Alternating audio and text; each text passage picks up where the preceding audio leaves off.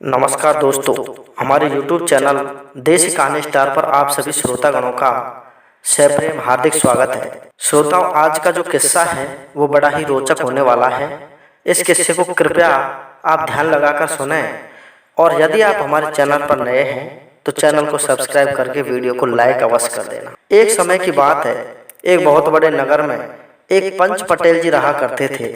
समय गुजर जाने के साथ साथ उनकी उम्र भी ढलती गई और एक दिन उनका स्वर्गवास हो गया।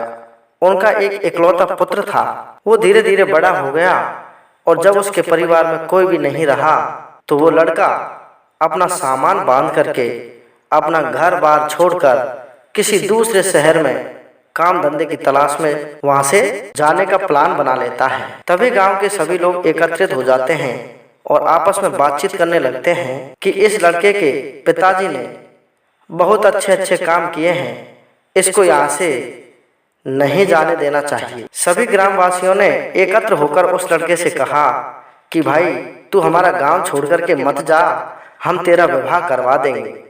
लड़का कहने लगा कि जब मेरा विवाह हो जाएगा तो मैं ये गांव छोड़ करके क्यों जाऊंगा, तब तो मैं यहीं पर रहूंगा। सभी गांव वालों ने इधर उधर से कोई ना कोई जुगाड़ लगाया और उसका विवाह करवा दिया। उसके घर में बहुत ही सुंदर सी पत्नी आई और वो अपनी पत्नी के साथ में बड़े प्रेम से रहने लगा। कुछ समय पश्चात वो लड़का अपनी पत्नी से कहने लगा कि सुनो, मैं किसी धंधे के लिए दूसरे शहर में जाता हूँ और वहां से कुछ पैसा कमाकर मैं हमारा घर चलाना चाहता हूँ। लेकिन तभी उसकी पत्नी बोली कि सुनो जी, आप चले तो कहीं पर भी जाओ, लेकिन महीने की पूर्णिमा के दिन आपको रात के 10 बजे मेरे पास जरूर से जरूर आना है। चाहे कुछ भी हो जाए, लेकिन पूर्णिमा के दिन रात्रि को 10 बजे आपको सारा काम छोड़कर मेरे पास में जरूर आना पड़ेगा। ये वादा अपने मन में रखकर वो लड़का बाहर कमाने के लिए चला जाता है। इधर क्या हुआ श्रोताओं, उसकी पत्नी जैसे ही पूर्णिमा का दिन आया, सारा श्रृंगार करके सज धज कर 16 श्रृंगार कर लेती है और अपना रूप एक रानी महारानी की तरह बना लेती है। मानो बड़े बुजुर्ग कहते हैं ना कि आभा की सी बिजली और होड़ी की सी झड़, अर्थात आसमान की सी जो बिजली होती है और होली की जो झाल होती है, उसके समान सुंदर रूप बनाकर वो उसी नगर के राजा के पास में पहुंच जाती है। राजा ने उसको देखा तो उसे देखते ही उस पर मोहित हो गया और कहने लगा कि आप कौन हो और मेरे पास किस लिए आए हो। राजा की बात सुनकर वो लड़की कहने लगी कि सुनो महाराज, मेरे पति देव कहीं कमाने के लिए दूसरे देश में गए हुए हैं और मुझे अन्न की आवश्यकता है। मेरे पास में अनाज खत्म हो चुका है, इसलिए आप मुझे अन्न उधार दे दो, मैं आपको मेरा पति आएगा तब पैसे दे दूंगी। राजा कहने लगा कि कितना अनाज चाहिए। लड़की कहने लगी कि महाराज, मुझे 2 बोरी अनाज दे देना। राजा बोला 2 बोरी नहीं, मैं आपको 20 बोरी अनाज दूंगा। 20 बोरी अनाज निकलवा कर जब राजा ने कहा कि इसको ले जाओ तो लड़की कहने लगी कि महाराज, मेरे पास में कोई साधन नहीं है, आप इसे किसी साधन में मेरे घर तक पहुंचवा दो। राजा के आदेश हुए, बैलगाड़ी में भरकर सारा अनाज उस लड़की के घर पर पहुंचवा दिया और जैसे ही वो लड़की वहां से जाने लगी तो राजा कहने लगा कि सुनो, आप बहुत सुंदर हो, आपके हाथ का भोजन मैं करना चाहता हूँ, आप मुझे भोजन करा दो तो आपका जो सारा ये अनाज है इसका मैं आपसे पैसा नहीं लूंगा। लड़की कहने लगी कि महाराज, क्या खाना चाहते हो। राजा ने कहा, मैं आपके हाथ का बना हुआ खीर और चूरमा खाना चाहता हूँ। लड़की ने कहा कि सुनो महाराज, शाम को 6 बजे आप मेरे घर पर आ जाना, वहां पर मैं आपको खीर और चूरमा बनवा कर खिलवा दूंगी। 6 बजे का वादा करके लड़की अपने घर पर आ जाती है और वहां से वापस उसी गांव के सरपंच के पास में पहुंच जाती है। सरपंच ने उस लड़की की सुंदरता को देखा तो एकदम से मोहित हो गया और सरपंच कहने लगा कि क्यों आए हो? लड़की बोली कि महाराज, मेरे पति बाहर कमाने के लिए गए हैं, वो आएंगे तब आपको पैसे दे देंगे, आप मुझे 5 किलो घी दे दे। सरपंच साहब कहने लगे कि आप 5 किलो की जगह 10 किलो घी ले जाओ, लेकिन मैं आपके हाथ का बना हुआ भोजन करना चाहता हूँ। लड़की कहने लगी कि महाराज, आप आज रात को 7 बजे मेरे घर पर आ जाना, मैं आपको भोजन अवश्य ही करवा दूंगी। 7 बजे का समय सरपंच साहब को दे दिया और 10 किलो घी लेकर अपने घर पर आ जाती है। घी को अपने घर पर रखा और वो लड़की पहुंच जाती है एक सेठ की दुकान पर, जहां पर खाने पीने का सभी सामान मिलता है। सेठ की दुकान पर भीड़ लगी हुई थी और उस भीड़ में सबसे पीछे खड़ी हुई थी, लेकिन जैसे ही सेठ जी की निगाह उस लड़की पर पड़ी तो सेठ जी उसे देखते ही चकित रह गया कि इतनी सुंदर नारी जो रानी की तरह लगती है, ये मेरी दुकान पर किस लिए आई है। सेठ ने सभी ग्राहकों को एक तरफ कर दिया और उसको सबसे आगे बुलाकर कहने लगा कि क्या चाहिए।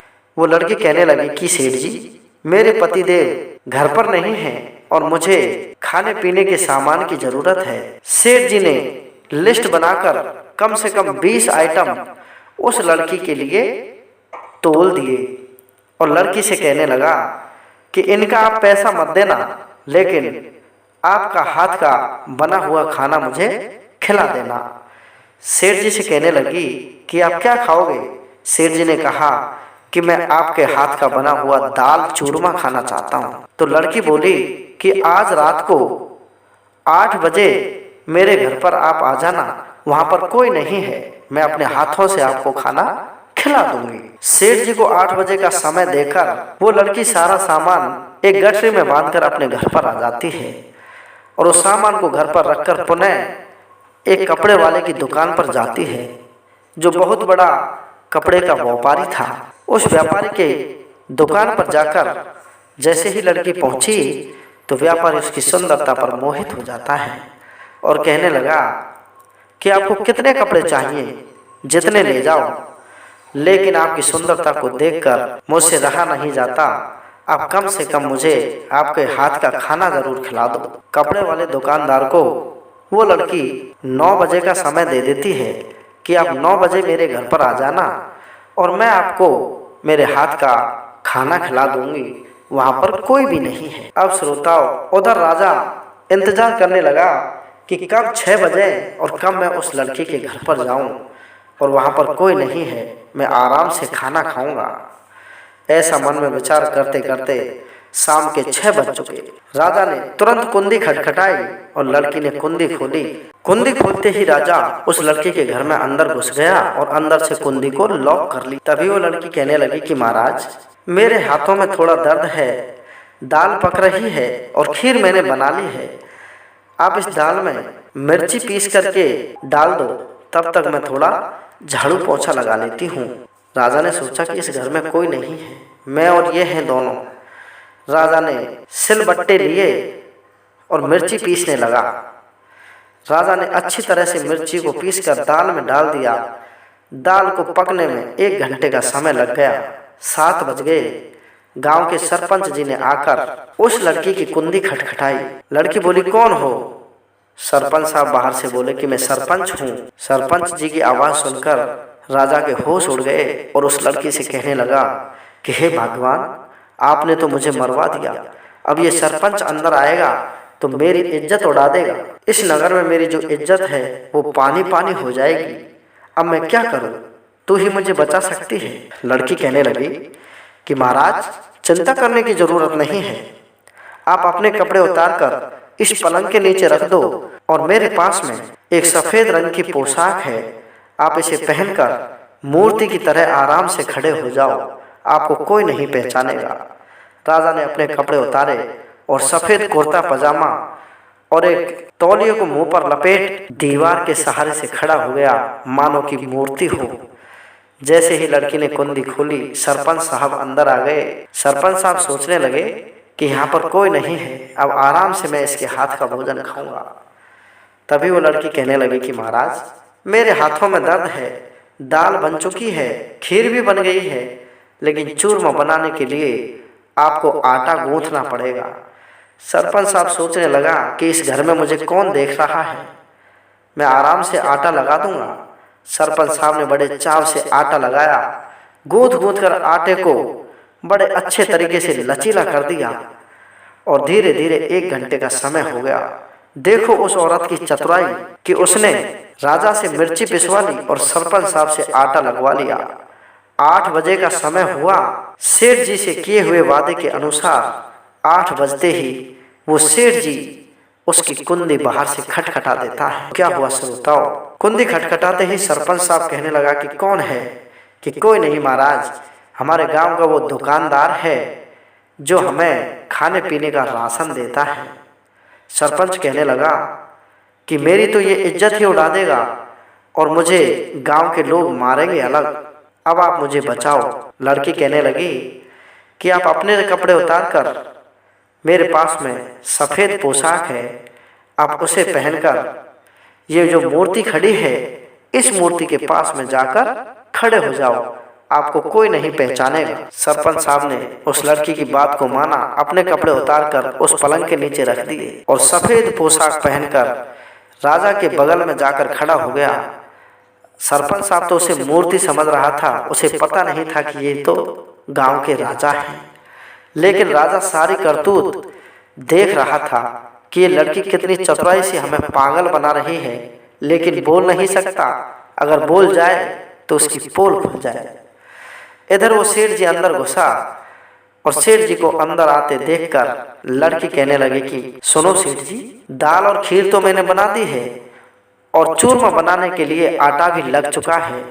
अब आप ऐसा करिए, मेरे पेट में हल्का हल्का दर्द है, मैं इन चूरमे के पिंडों को सेक नहीं सकती।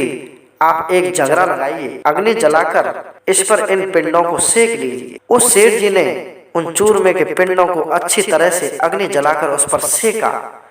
सेठ जी सोचने लगा कि इसके घर में कोई नहीं है, मैं आराम से इसके हाथ का बना हुआ भोजन करूंगा। उस चूरमे के पिंडे को सेकते हुए 1 घंटे का समय व्यतीत हुआ और अब बज जाते हैं श्रोता 9 बजते ही जो कपड़े की दुकान वाला था, जिसके पास से वो लड़की तरह तरह की साड़ियाँ, तरह तरह के राजा महाराजाओं जैसे पोशाक लेकर के आई थी और 4 सफ़ेद कलर के कुर्ते पजामे भी उसी से लेकर के आई थी, वो दुकानदार उसकी कुंडी खटखटा देता है। जैसे ही उसने कुंडी खटखटाई तो सेठ जी कहने लगा कि कौन है? लड़की कहने लगी कि आपकी दुकान के पास में जो कपड़े की दुकान है उसका मालिक है। लड़की के मुंह से ऐसी बात सुनकर सेठ जी के पैरों तले से जमीन निकल गई और सेठ जी कहने लगा कि ये दुकानदार तो सारे शहर में मेरी बेइज्जती करवा देगा, मेरी बदनामी करवा देगा कि तू इस लड़की के पास में क्या कर रहा है,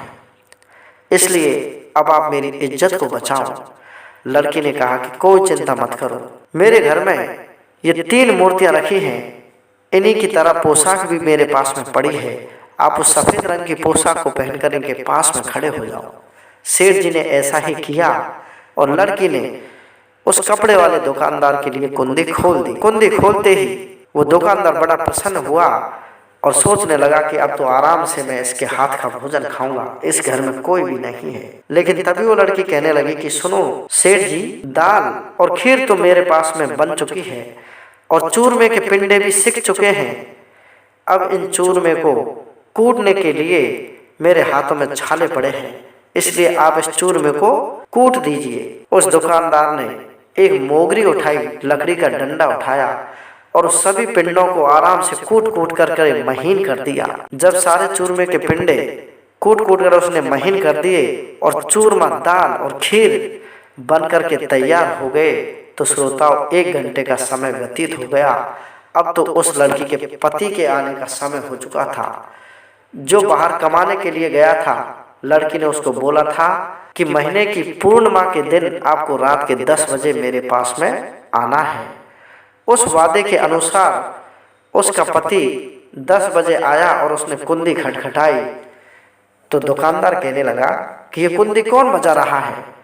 लड़की कहने लगी कि सुनो, ये मेरे पति देव हैं और पता नहीं अचानक कहाँ से आ गए। ऐसी बात जब उस दुकानदार ने सुनी तो उसके पैरों तले से जमीन निकल गई और कहने लगा, अब तो मेरे मरने के दिन आ गए। आपका पति मुझे जान से मार देगा, अब आप ही मुझे बचा सकती हैं। क्या हुआ श्रोताओं? उस लड़की ने उसी प्रकार उससे कहा कि ये 3 मूर्तियां खड़ी हैं, इनके पास आप भी सफेद पोशाक पहन करके खड़े हो जाओ, मेरे पतिदेव आपको मूर्ति ही समझेंगे। उस सेठ ने ऐसा ही किया, अपने कपड़े उतारे और सफेद रंग की पोशाक पहनकर उन्हीं के पास में जाकर खड़ा हो गया।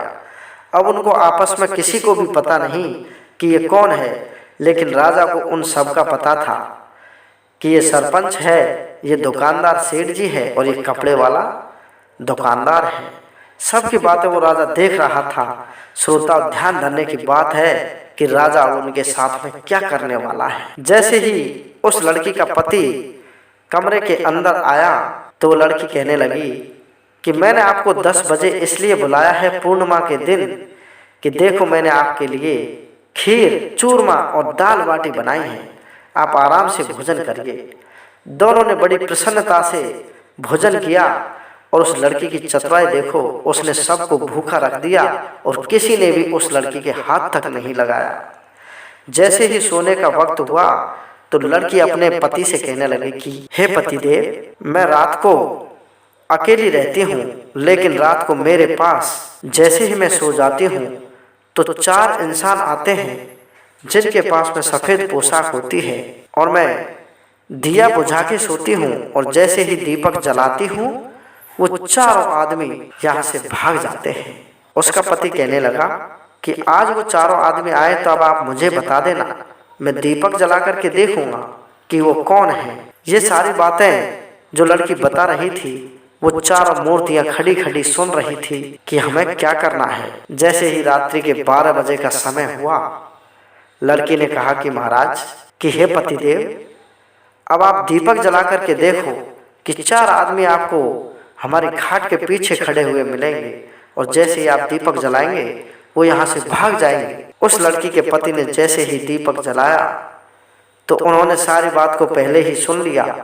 वो 4 भागने के लिए पहले से ही तैयार थे। जैसे ही दीपक जला तो 4 आदमी उसके पति ने देखे कि चारों तरफ खड़े हुए हैं। उधर ही एक कोने में बांस की एक लाठी पड़ी हुई थी।